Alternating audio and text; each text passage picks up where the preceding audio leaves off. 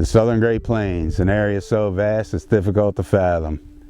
This is the land that once belonged to the Comanche Indians. This is the Cimarron National Grasslands of Kansas. And from this high plateau called the Point of Rocks, you can see in every direction for miles. This was a famous landmark along the Santa Fe Trail, and wagon ruts are still visible below. Native Americans used this spot to scout for the large herds of bison and other game animals that once inhabited these lands. I plan to visit other national grasslands in Colorado, New Mexico, Oklahoma, and Texas, places I've always wanted to see. This is sure to be an interesting road trip. I know I'm going to end up in some out-of-the-way places. The Santa Fe Trail was an important trade and pioneer route from Missouri to New Mexico.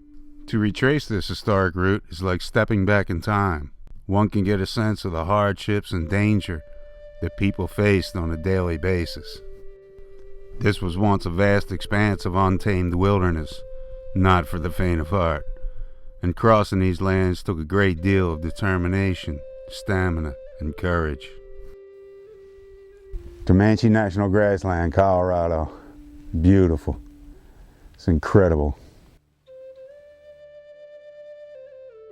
Traveling into the Oklahoma Panhandle, even today, a person can almost get a sense of loneliness and apprehension due to the desolation of this country. Black Mesa, the highest point of Oklahoma, looking into the southern Great Plains of New Mexico. Quite a view.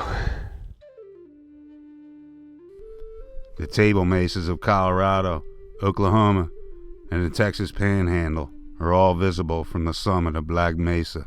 Heading west into New Mexico, a series of volcanic peaks and a famous landmark called Point of Rocks marked the last leg of their journey.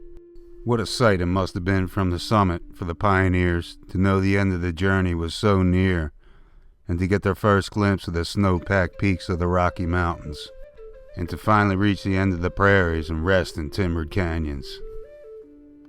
The Rita Blanca grasslands of the Texas Panhandle are a vast expanse of trackless prairie with roads that seem to go nowhere.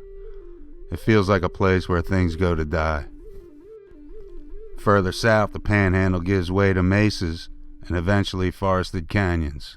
Places such as Caprock Canyon provided Native Americans with everything needed for survival and isolation from numerous enemies.